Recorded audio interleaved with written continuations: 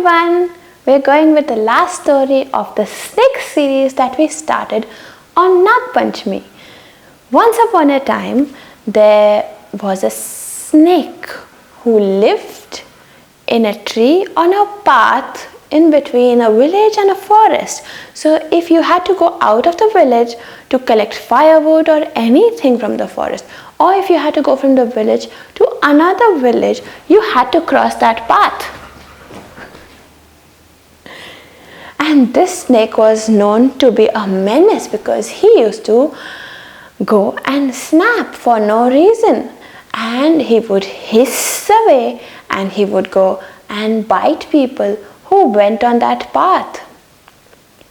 There were a lot of young boys who used to play on that path, and they used to say, "Stay away from that tree, that dreadful snake lives there, he goes and bites."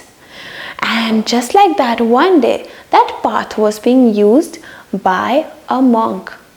The monk walked on in his own reverie, and the snake went and stood in front of him.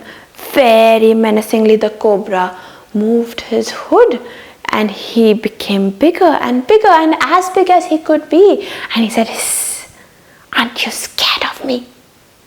The monk said, "Why, O cobra? Why are you like this? Why are you so angry?"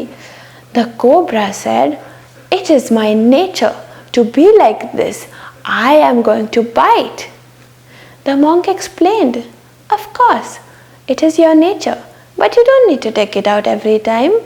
Tell me, are we hurting you in some way?" The cobra said, "No."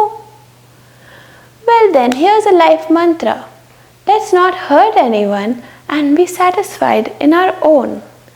The cobra found it surprisingly very satisfying and fulfilling.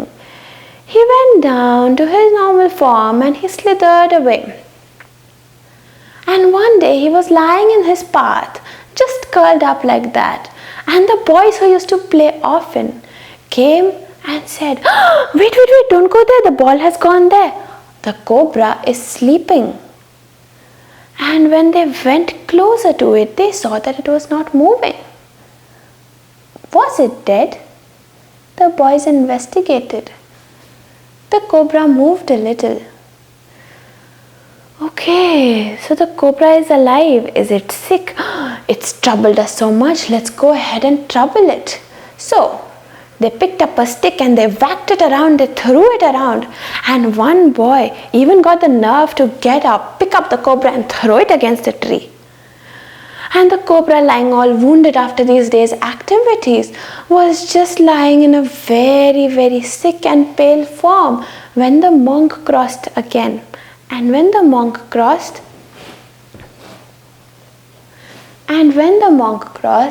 the monk looked. Why, which animal is injured here? And he bent down, and the cobra gently hissed to show his presence. "It's you, my dear cobra. What happened? You were so strong." "Yes," the cobra said, "but I was following your advice. I stopped hurting anybody. I stopped eating. The mice, I've tried to live on berries and leaves, and I've tried to calm down a lot. And you know what? The boys in this village, they didn't know that I had transformed, and so they hurt me." The monk said, "Oh, you poor dear cobra. Yes, I told you not to hurt others if there's no need. And you need not bite anybody. And you need not give up on your natural food. But you can definitely hiss to show that, you know what, I am a being and you need to respect me. So hiss and show your presence so that people stay away and they don't hurt you.